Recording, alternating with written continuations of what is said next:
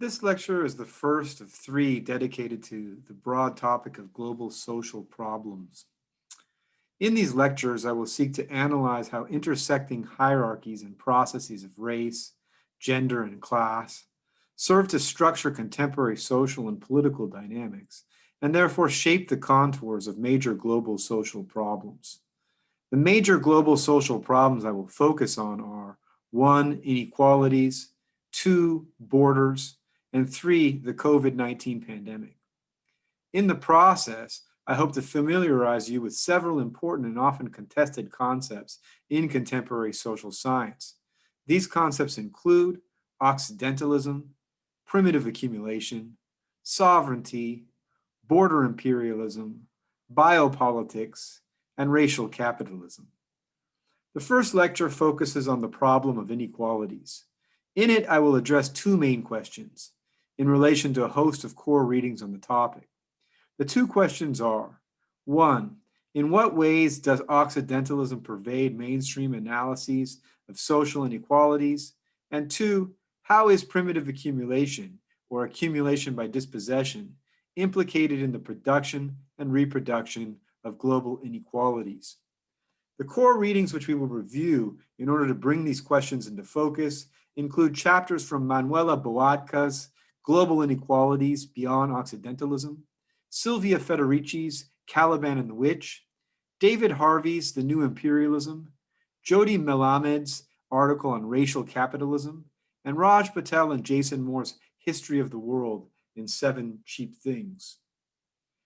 Part 1. Decolonizing the debate about global inequalities.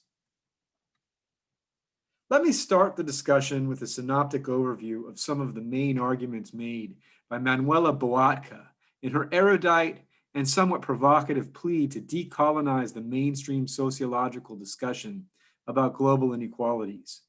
Boatca begins with the observation that, to most academics in the global north, global inequalities are new.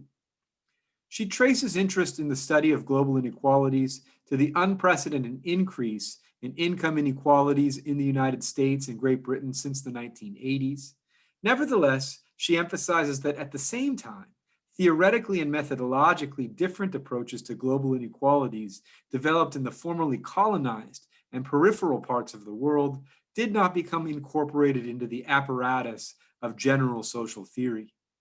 Boatca proposes a rather dramatic shift of the excessively presentist optic of the contemporary sociological discussion, with its focus on recent trends in the so-called neoliberal period. Such a focus, she contends, is both biased and extremely short-sighted. Instead, as she sets out to painstakingly document in the text, quote, global inequalities are not a new phenomenon. Instead, inequalities have been the result of trans-regional processes for more than 5 centuries. 5 centuries is a significant time horizon, one deliberately chosen because it coincides with the onset of European transatlantic imperial plunder. This is how her story of global inequalities is framed, as one intended to take a longer view. Though equally significant, her optic is not one that spans millennia. She does not attempt, along the lines of the social ecologist Murray Bookchin in his classic book, The Ecology of Freedom, to trace the emergence of hierarchy, tot court. Nowhere in her narrative do we hear about the complex and very deep historical processes, the dialectical unfolding by which hierarchical societies emerged, from gerontocracy through patrocentricity, shamanistic guilds, warrior groups, chiefdoms, and finally state formations, even before classes began to emerge. No, in relation to the mainstream sociological discussion about global inequalities, Boatca certainly takes a long view, but in terms of all possible explanatory frameworks relevant for understanding systematic patterns of inequality, perhaps her view is not so long. Indeed, though her focus is not presentist, it remains decisively modernist nonetheless. Boatca hones in on what Immanuel Wallerstein has called the modern world system. That is, capitalism as a world economy, which following Wallerstein she insists, can only be understood in relation to Europe's colonial enterprise. In other words, her narrative focuses on what Wallerstein's collaborator, the decolonial theorist Alonso Quijano, has dubbed the colonial matrix of power. Though with Bookchin, or indeed with Andre Gunder Frank, we might still be tempted to ask, the world system, 500 years or 5,000? Even so, Boatca's 500-year optic on global inequalities deliberately centers the dynamics of capitalism as a world economy in relation to Europe's colonial enterprise. Hers is an optic which is intended to provide a useful corrective to the obsessive and extremely narrow presentism of the mainstream sociological discussion, which she depicts as focused nearly exclusively on trends in income inequality over the past 3 or 4 decades, linked to an allegedly novel transnationalization of the global political economy in the period of so-called neoliberalism. Against such hegemonic presentist framing of the subject, Boatca powerfully and persuasively insists that viewing the transnationalization of inequality as a new phenomenon today requires, 1, disregarding the large-scale systematic cross-border processes that long preceded the emergence of the nation-state in Western Europe. 2, erasing the transnational experiences of non-European, non-Western regions, as well as of non-Western or non-white populations from social theory. And 3, disregarding the multiple entanglements between Europe and its colonies, dependencies, and occupied territories throughout the centuries.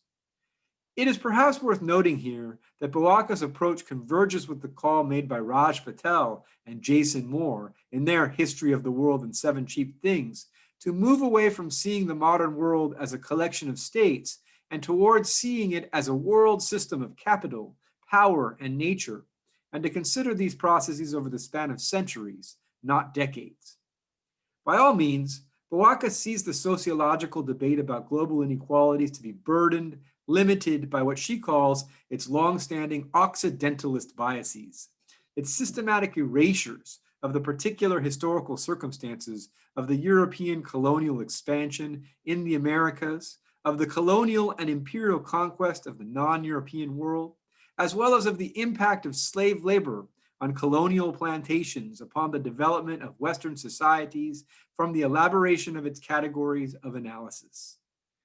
Boatca's argument attempts a synthesis and creative incorporation of several related critical research programs or traditions. These include 1, the World Systems Analysis Agenda for Unthinking 19th Century Social Scientific Paradigms, and on the corresponding critique of the nation state as an unquestioned unit of analysis. 2, post-colonial studies critique of Eurocentrism in general and of Orientalism in particular. 3, dependency theories focus on the entanglements between patterns of inequality as reflecting colonial power relations between metropoles and colonies. And 4, the decolonial perspective's conceptualization of modernity coloniality as eminently relational and joint products of Europe's colonial expansion in the Americas in the 16th century and of the resulting geopolitics of knowledge production. Boatca emphasizes especially the need to reconceptualize the standard dimensions of social inequality in light of the power relations engendered on the colonial side of modernity, and correspondingly on the need to focus on processes of othering as systematic and ongoing practices of gendering, racialization, and ethnicization, which she furthermore insists allows us to grasp the dynamic rather than the static aspect of social inequality and stratification. Boatca conceives of her work as an attempt to provide a crucial corrective, an effort to counter the silences, the absences, the blind spots in the mainstream sociological discussion and analyses of global inequalities. Such silences, absences, and blind spots for her are but a byproduct of the discipline's long-standing and still deeply entrenched Occidentalist definition of modernity as a particularly Western European achievement, a conceptualization which systematically covers over and conceals inequalities ensuing from the production of the colonial difference since the European overseas expansion. Boatca takes the term Occidentalism from the tradition of decolonial theory, More specifically, she follows Fernando Coronil in defining Occidentalism as, quote, the expression of a constitutive relationship between Western representations of cultural difference and worldwide Western dominance. The term is, of course, intimately related to the post-colonial theorist Edward Said's famous articulation of the concept of Orientalism. Boatca specifies that Occidentalism does not represent the counterpart of Orientalism, but its precondition. It is for her a discourse from and about the West that sets the stage for discourses about the West's others, i.e., for Orientalism, but also for anti-Semitism, Islamophobia, racism, and sexism. Likewise, the term Occidentalism is closely related, but not synonymous with, the concept of Eurocentrism. This because the marginalization, even othering, of Eastern European experiences within Occidentalist discourse. Indeed, according to Boatca, Occidentalism emerged not as a pan-European, but as an essentially pan-Western discourse. It is a discourse that constructed and downgraded both European and non-European others to the extent that their Westernness, i.e., their Occidentality, had become questionable in a given historical and geopolitical context. To this end, she goes on to quote the decolonial theorist Walter Mignolo, who argues that, quote, if racism is the matrix that permeates every domain of the imaginary of the modern colonial world system, Occidentalism is the overarching metaphor around which colonial differences have been articulated and re-articulated through the changing hands in the history of capitalism and the changing ideologies motivated by imperial conflicts. Boatca is thus following the so-called decolonial turn with her employment of the concept of Occidentalism, and in differentiating between it as a discourse from and about the West, which emerged as early as the European colonial expansion on the one hand, and Orientalism on the other as a discourse about the West's other, which emerged in the wake of the Enlightenment. This distinction made by Boatca, following the decolonial perspective, is intended to emphasize the epistemic dimension of inequality processes had been coterminous with the emergence of capitalism itself, and is thus essential for an analysis of global inequalities. If Boatca, in line with the decolonial perspective, thus emphasizes the epistemic dimension of inequality, this does not mean that her account ignores the dimension of material power relations, or otherwise put political economy. Rather, she emphasizes that there is a complex recursivity between material and epistemic forms of structural violence and the patterns of inequality they produce and reproduce, to invoke Jody Malamud's felicitous turn of phrase. In such a vein, Boatca's critique of mainstream sociological accounts emphasizes how different aspects of what she calls the colonial difference, such as chattel slavery and its consequences, racially segregated workforces both in the core and in the periphery, exploitative bourgeoisies and dual economies in Latin America, patriarchal gender relations in Africa and the Middle East, and the coexistence of forms of wage and non-wage labor in all colonized areas have all been treated as but historical residues, or more specifically, as but feudal remnants and proof of the periphery's backwardness up to the 20th century. They therefore did not qualify as products of inequality relations under capitalism, and consequently were excluded from its theorization. Boatca's book draws on the insights of gender studies, world systems analysis, and post and decolonial perspectives in order to suggest three substantive and interrelated modifications of the mainstream study of social inequality. First, a shift from the focus on the nation state as a sole unit of analysis to a global focus encompassing worldwide center-periphery relations alongside nationwide and regional inequalities and the connections between them. Second, a systematic and explicit engagement with the theories of social change implicit in concepts of social inequality and the conclusions entailed for the corresponding definition and the modern. And third, an emphasis on the dynamics behind the emergence of categories along which inequality structures were historically constructed, i.e., on processes of othering such as gendering, racialization, and ethnicization, rather than on static categories such as gender, race, and ethnicity.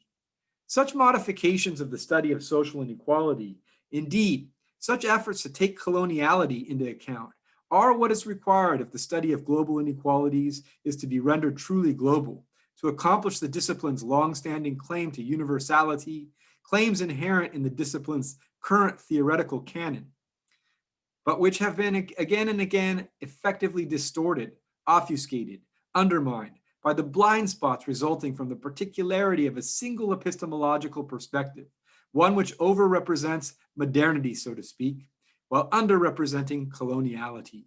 If Boatca's book thus follows Immanuel Wallerstein's call to unthink or undiscipline hegemonic theoretical models, she does so with a constructive, globalizing, if not universalizing, even cosmopolitan intent. By making these models come to grips with the impact of the geopolitical displacement of the 16th century, she hopes to help fill in the blanks that have so far prevented the discipline from being both global and truly cosmopolitan, despite its many failed attempts and false pretenses.